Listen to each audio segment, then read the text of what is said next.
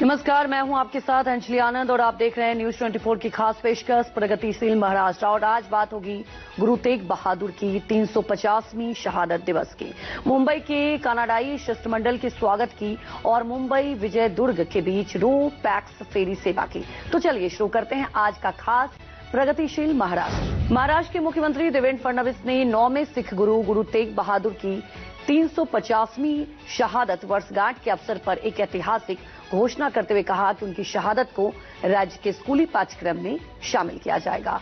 खारघर, नवी मुंबई में आयोजित भव्य शहीद समागम में मुख्यमंत्री ने कहा कि गुरु तेग बहादुर का बलिदान केवल सिख समुदाय तक सीमित नहीं है, बल्कि पूरे भारत और मानवता के लिए प्रेरणा का स्रोत है। इस अवसर पर सीएम फडणवीस ने ऐलान किया कि गुरु तेग बहादुर के नाम पर नवी मुंबई में एक आधुनिक अस्पताल भी स्थापित किया जाएगा। आने वाली पीढ़ियों को इस शहादत की जानकारी होनी चाहिए, इसलिए महाराष्ट्र की सरकार ने निर्णय किया कि हमारे जो बच्चे पढ़ते हैं उनके पुस्तक में, हमारे सिलेबस में भी हमारे 9वें गुरु श्री गुरु तेग बहादुर सिंह साहेब जी की शहादत ये हमारे बच्चों को पढ़ाई जाएगी। खारघर में गुरु तेग बहादुर की 350वें शहीद समागम समारोह को उप मुख्यमंत्री एकनाथ शिंदे और उप मुख्यमंत्री सुनेत्रा पवार ने भी संबोधन किया।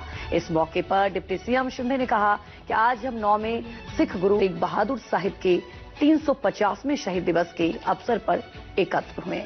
ये दिन केवल सिख इतिहास का ही नहीं, बल्कि पूरी मानवता के इतिहास का गौरवपूर्ण दिवस है। तो वहीं उप मुख्यमंत्री सुनेत्रा पवार ने कहा कि गुरु तेग बहादुर ने 17वीं शताब्दी में धर्म की स्वतंत्रता और मानवता की रक्षा के लिए अपनी शहादत दी थी। साथियों, गुरु साहब का 350वां शहीद दिन केवल सिख इतिहास का ही नहीं, बल्कि संपूर्ण मानवता के इतिहास का गौरवपूर्ण दिन है।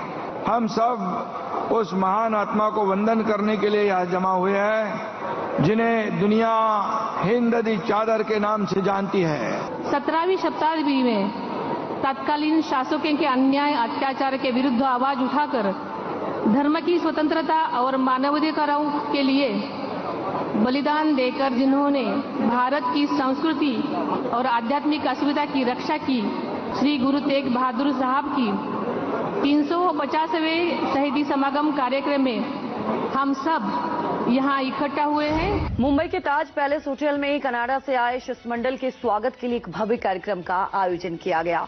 इस मौके पर कनाडाई शिष्टमंडल को संबोधित करते हुए मुख्यमंत्री देवेंद्र फडणवीस ने कहा कि कनाडा के लिए महाराष्ट्र में निवेश के अनेक अवसर हैं।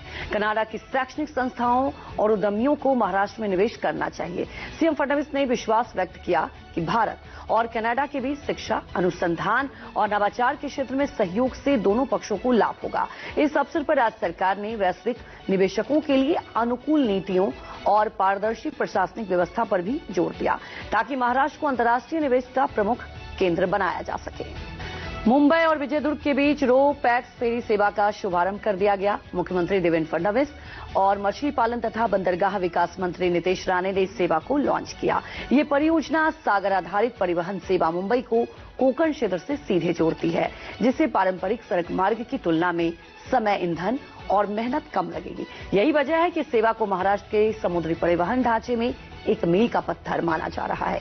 सीएम फडणवीस ने इसे समुद्री मार्ग से यात्रा करने का तेज, आरामदायक और आधुनिक विकल्प बताया। उन्होंने कहा कि न सिर्फ तेज और आरामदायक यात्रा का विकल्प है, बल्कि पर्यटन, स्थानीय व्यापार और सामाजिक जुड़ाव का एक अहम हिस्सा भी है। प्रधानमंत्री मोदी ने सर्वाइकल कैंसर के विरुद्ध राष्ट्रीय एचपीवी टीकाकरण अभियान का शुभारंभ किया।